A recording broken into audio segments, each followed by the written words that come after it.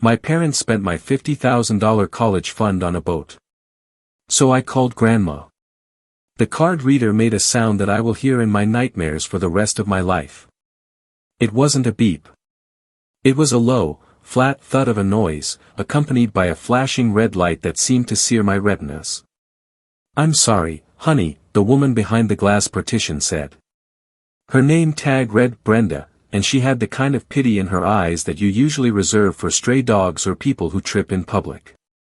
"It says, insufficient funds. Do you want to try another card?" I stared at the little black device.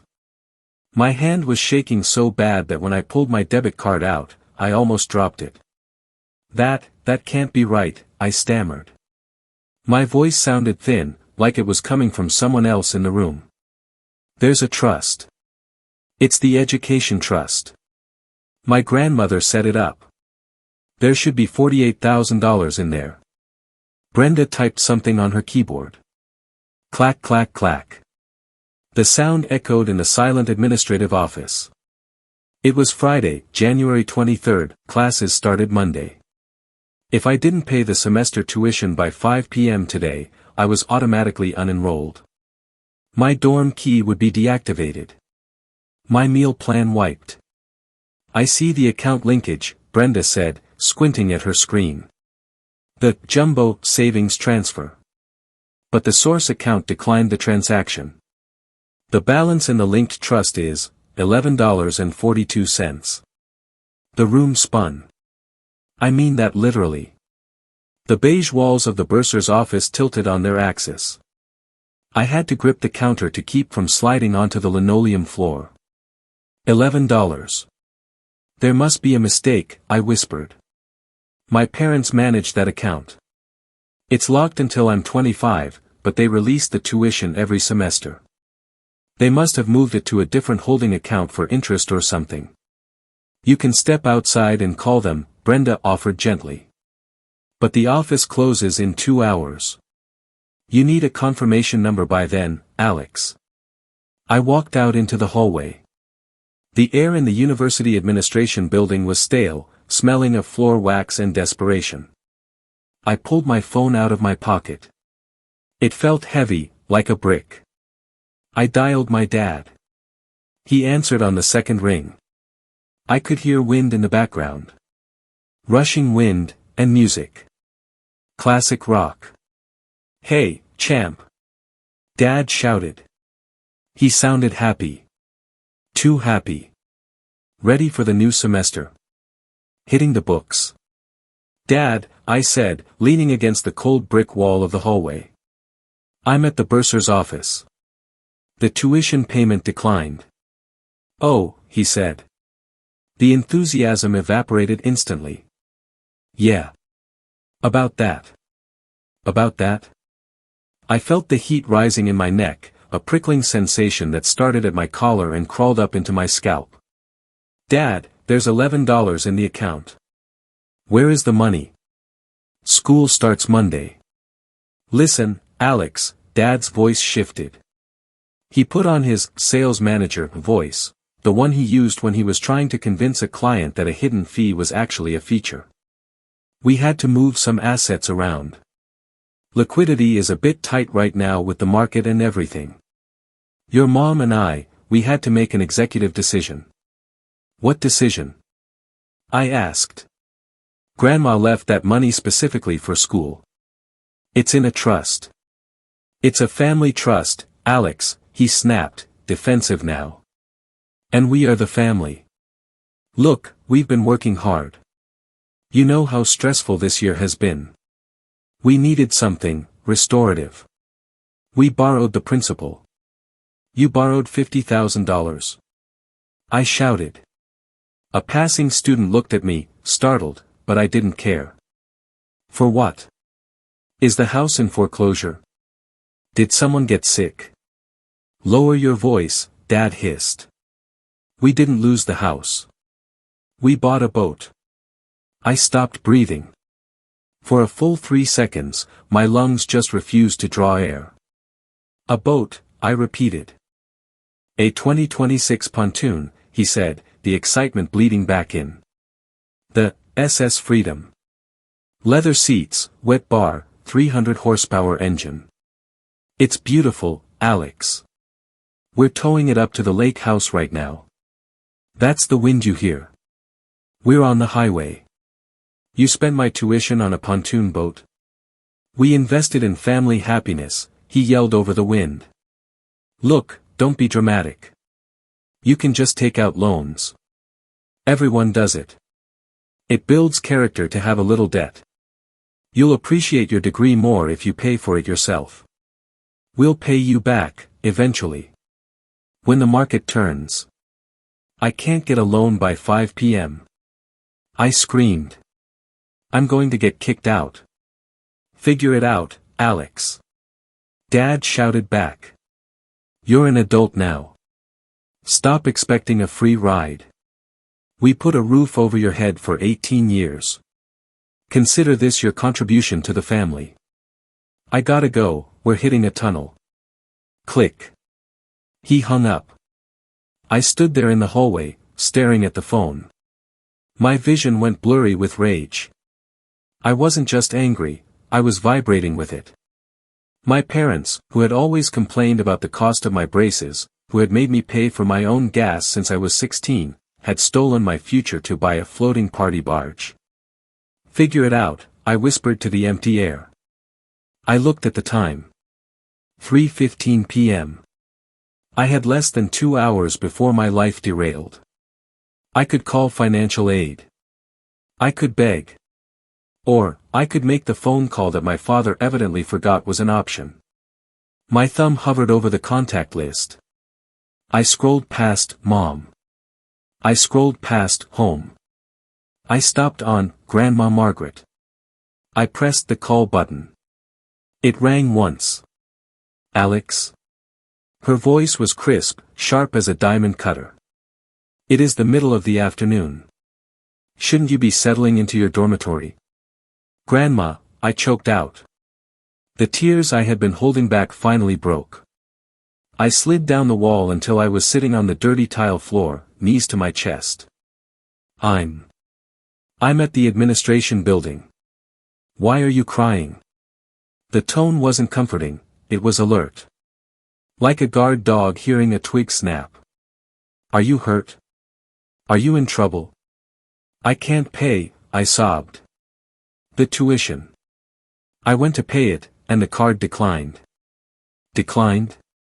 A pause. That is impossible.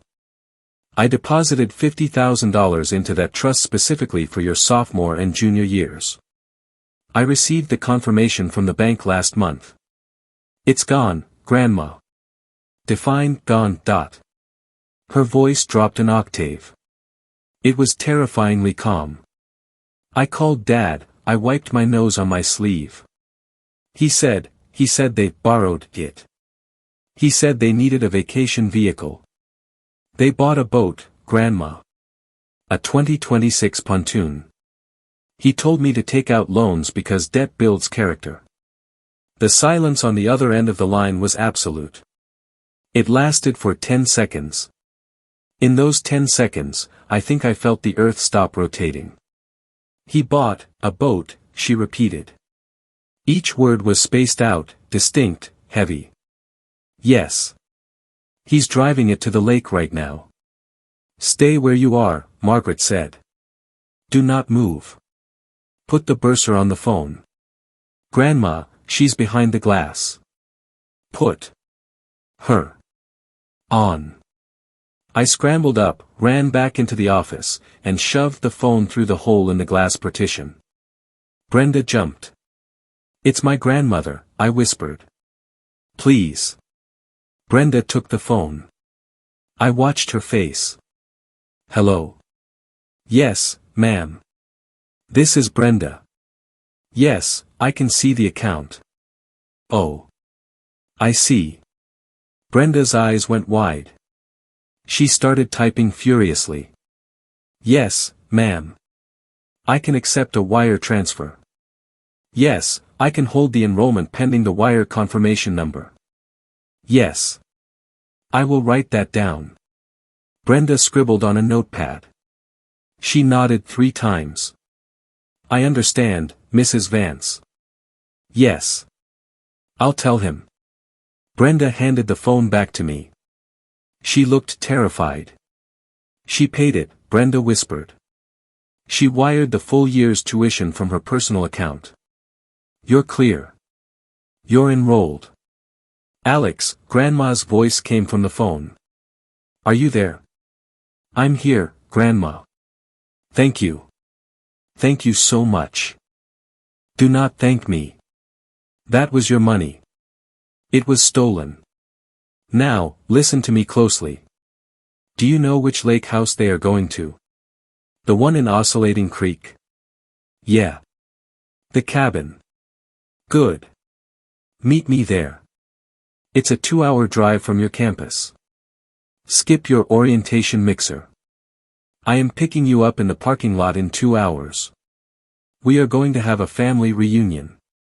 Grandma, you don't have to. I do have to, she cut me off. Your father seems to have forgotten who signed the checks in this family. I am going to remind him. The line went dead. I didn't go to my dorm. I got in my beat-up 2015 Civic and I drove. I drove with a knot in my stomach that felt like a fist. I arrived at the meeting point, a gas station off the highway exit near the lake, at 5:30 p.m. The sun was setting, casting long, angry shadows across the asphalt. A black Mercedes S-Class pulled up next to me. The window rolled down. Grandma Margaret was behind the wheel. She was wearing a Chanel suit and driving gloves. She looked like she was on her way to a board meeting where she planned to fire everyone. Get in, she said. I parked my car and hopped into the passenger seat of the Mercedes. It smelled like expensive leather and vengeance. Did you talk to them? I asked. No, she said, merging onto the highway. I want to see the boat. We drove in silence up the winding road to the family cabin. It's a nice place, Grandma bought it in the 90s and lets my parents use it. When we pulled into the gravel driveway, there it was. The SS Freedom. It was massive. It was sitting on a brand new trailer, gleaming in the twilight. It had blue LED lights under the rim. My dad was standing on the deck, holding a beer. My mom was wiping down the seats with a towel. They looked drunk. They looked happy. Grandma parked the Mercedes directly in front of the truck, blocking them in. My dad looked up, squinting against the headlights. He smiled, waving. He thought it was a surprise visit. He thought she was coming to celebrate. Mom, he shouted, hopping down from the boat. What are you doing here? Did Alex tell you? Look at this beauty. Grandma opened her door. She didn't use a cane. She stepped out onto the gravel, her heels crunching. Get off the boat, Richard, she said. Her voice wasn't loud, but it carried across the yard like a gunshot. Dad froze. What? Mom, come on. Look at the upholstery. We named it Freedom. Freedom, Grandma repeated. She walked up to him. She is a foot shorter than him, but in that moment, she looked 10 feet tall. Is that what you call grand larceny? Freedom. My mom stopped wiping the seats. She peered over the edge. Margaret? What's going on? What's going on, Grandma said, turning her laser gaze to my mother, is that I just paid $48,000 to a university because my son and his wife decided to embezzle their own child's future. Embezzle? Dad laughed, but it was a nervous, high-pitched sound. Mom, don't use legal words. We borrowed it. It's a loan. We're good for it. You are good for nothing, Grandma spat. That trust was established under my name. I am the grantor. You were the trustees. Do you know what the fiduciary duty of a trustee is, Richard? It's family money. Dad yelled, his face turning red. I raised him. I deserve a little happiness. Why does he get a free ride while I bust my back? He gets a free ride because I provided it. Grandma stepped closer, poking Dad in the chest with a gloved finger. I earned that money. I set it aside. You stole it. We were going to pay it back. Mom cried from the boat. With what? Grandma asked. Your credit is maxed out. I know. I checked your financials on the way here. You checked that's private. Dad shouted. Nothing is private when you are stealing from me. Grandma reached into her purse. She pulled out a thick envelope. I called Mr. Henderson. Mr. Henderson was the family lawyer. The shark. What is that? Dad asked, looking at the envelope. This, Grandma said, slapping the papers against Dad's chest, is a formal notice of removal. You are no longer the trustees of the education fund. Or any fund. Dad grabbed the papers. Fine. Take the job back. I don't care. We have the boat. Read the second page, Grandma said. Dad flipped the page. He stopped. His mouth fell open. You can't do this. I can, Grandma said. I am suing you, Richard. For misappropriation of funds. I am placing a lien on this boat, your truck, and your house until the $50,000 is returned to the trust with interest. You're suing your own son. Mom screamed, climbing down the ladder. You're a monster.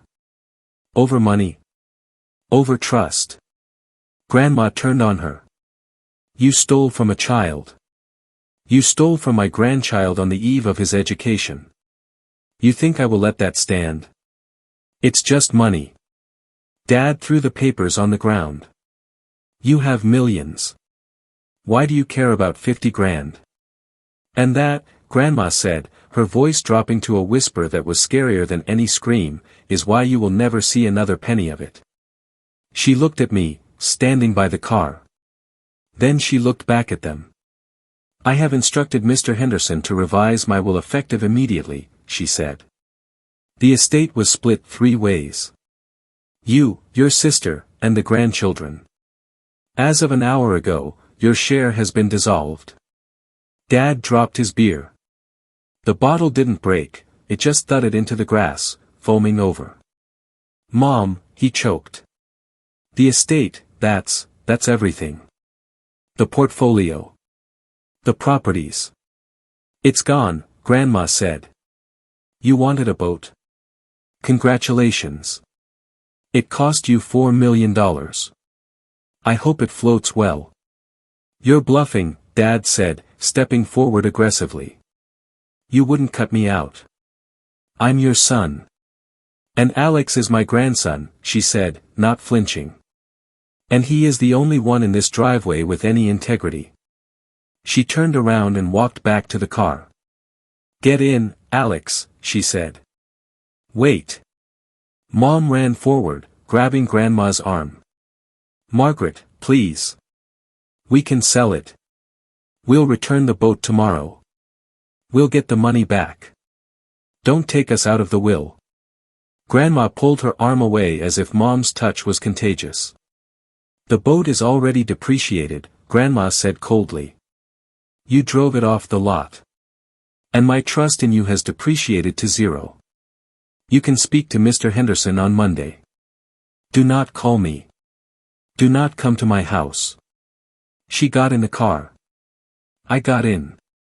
As we backed out of the driveway, I saw my dad kick the tire of the trailer.